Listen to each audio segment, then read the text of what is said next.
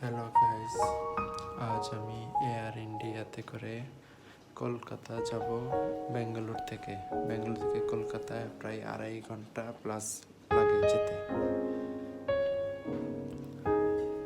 এই যে এটা হলো খাবারের মেনু অবশ্যই পে করে খেতে হয়, এখানে কোনো ফ্রি খাবার নেই।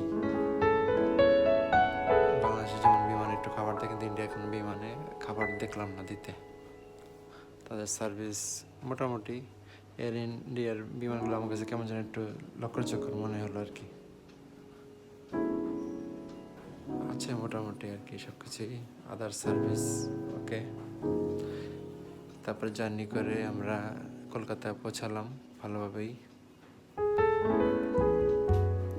নেতাজি সুভাষচন্দ্র বসু এয়ারপোর্টে, এখানে এর আগে আসা হয়েছে কয়েকবার।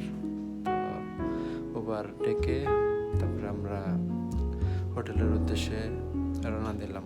আস্তে আস্তে রাত হয়ে গেছে। এই হলো রাতের চিত্র।